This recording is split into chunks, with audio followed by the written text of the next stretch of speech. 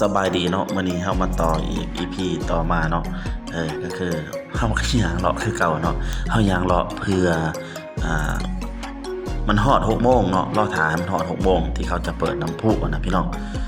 ก็ย่างชมสวนดอกไม้ย่างชมดมดอกเสร็จแล้วพี่น้องเบิ่งผู้แซ่เบิ่งผู้สาวเบิ่งผู้บ่าวเบิ่งผู้แพ้วเนาะเบิ่งคนเฒ่าเบิ่งคนแก่เบิ่งเด็กน้อยการใช้ชีวิตนี่นะครับผู้สาวเนาะถีบรถถีบนี่โอ้คักตอพี่น้อง ถือว่าเห็นที่ว่าใหม่ๆอันแปลกหูแปลกตาเนาะจากที่ว่าบ้านเฮาบ่ค่อยมีเนาะหลังจากนั้นก็ย่างขึ้นมามันสิเริ่มค่ำๆเลยได้บัดนี้ได้เริ่มค่ำแน่แล้วย่างมาย่างไปย่างไปย่างมาบางบ่อนก็แจ้งเกินไปก็ปรับกล้องให้มันมืดหน่อยนึงบางบ่อนก็มืดเกินไปปรับกล้องแจ้งหน่อยนึงอันนี้ก็เป็นโซนขายเครื่องเนาะตาม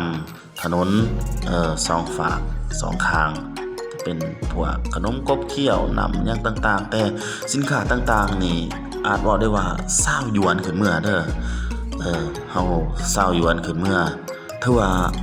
เทียบใช้เงินกีบนี่แพงเลยพี่น้องแพงคือว่า60เนาะ60,000กีบต่อเยืองหนึ่งออกจอกนิดหน่อยนะแต่ว่าเนาะการดำรงชีวิตของเขาอยู่เมืองใหญ่โดยเฉพาะแม่นนครหลวงปักกิ่งนี่เขาคือว่าเป็นเรื่องธรรมดาสินค้าอาหารที่มีราคาประมาณ30 50หยวนขึ้นเมื่อนี่แม่นราคาปกติสำหรับบ้านเขานะแต่ถ้ามาเทียบอยู่แต่ละต่างแขวงนี่โอ้มีความแตกต่างกันหลายมีถือว่าแพงเนาะแพงหลายถ้าก็รอท่าเนี่ยย่างไปย่างมาย่างมาย่างไปย่างไปแล้วก็ย่างมาอีกรอท่ามันค่ำ รอท่ามันค่ำแล้วก็มาเบิ่งก็เปิดน้ำพุไฟแสงสีก็เลยว่าย่างกับโมนะกับ 3-4 คนที่ว่ามานำกันพร้อมกันนะพวกอัฟกานิสถานอินเดียและปากีสถานแล้วก็ลาวเนาะก็คือข้าพเจ้าเองเนาะย่างไปครับหวานกล่องไปนำเฮ็ดผู้สาวก็หวาน หวานบ่ทันย่านเขาว่าให้บ่หวานกล่องไป เอามาย่างเบิ่งนำกันพี่น้องเด้อว่าบ้านเขามีจังไดที่อันแปลกหูแปลกตาสิ่งที่แปลกหูแปลกตานี่เฮาบ่เคยเห็นนี่ก็คือรถเมล์เนาะรถเมล์นี่เห็นบ่เมล์เขามาเฮ็ดอาหารโอ้คักตัวหลังจากนั้นเฮาก็ย่างกลับมาอีกย่างกายรถเมล์นั่นก็ย่างกลับมานี่บัสก็เขียนใส่เนาะมาเบิ่งหมอนี่เฮ็ดอาหารโดยเตาแก๊สน้อยเนาะมันจูดด้วยนะมันจูดมันขัวเนาะบ่มีไฟอยู่รุมใดจูดขัว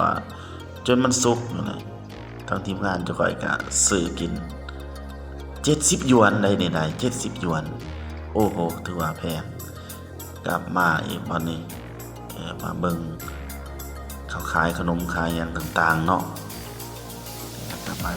ย่างรอท่าจนว่ามันสิค่ำเลยพี่น้องจนว่าฮอด6โมงย่างจนฮอด6โมงเพราะฉะนั้นก็ใช้เวลาหลายเติบได้คลิปวิดีโอหลายคลิปเติบเป็นจังได๋ก็รับชมสละมีแน่บ่มีแน่เกือบว่าสิบ่มีแน่ สละนี่คือสิบ่มีเนาะพี่น้องเป็นจังได๋ก็ติดตามชมฝากกดไลค์กดแชร์อีกอย่างแน่เด้อเพื่อให้เป็นกำลังใจเพื่อให้คลิปต่อๆไปนะที่ว่ากำลังอยู่ในปักกิ่งนี้เนาะเดือน12จะเสด็จเดินทางกลับบ้านประเทศลาวเฮาหลังจากนั้นจะสิมีการถ่ายวิดีโอบันดอกบันดาของเฮาเนาะในช่วงนี้มาเบิ่งสิ่งที่ทันสมัยและสิ่งที่แปลกหูแปลกตาก่อนเนาะก็ย่างมาแล้วพี่น้อง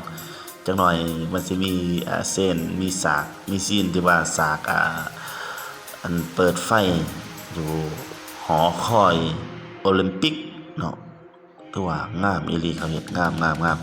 ถือว่างามหลายเด้ออันนี้เนาะเบิ่งเขาจับจ่ายซื้อของอยู่ยาโอ้ก็ไปตาสะออนนำเขาอยู่ได้ไปตาสะออนเขาอยู่เขาพาลูกพาเต่าพาแม่เขามาเล่นมาเที่ยวเพราะว่ามันเป็นวันหยุดวันศาสตร์เด้เขาหยุด8 มื้อพี่น้องนับตั้งแต่วันที่1จนถึงวันที่8ไปเลยข้าวจังเขาเวียกคือพวกเรานะมีเวลาในการไปเที่ยวสอบหาประสบการณ์ experience ใหม่ๆเนาะเปิดโลกเปิดรูเปิดตาเอาสิ่งใหม่ๆก็เลยได้ย่างเลาะอันนี้ ยังบ่ทันค่ำเดี๋ยวจักหน่อยมันฮอดค่ำแหละพวกน้องพวกพี่น้องเนาะขอโทษหลายๆพวกพี่น้องสิรู้ดอกว่าโอ้มันก็มีความสวยสดงดงามติดตามชมตอนต่อไปเนาะ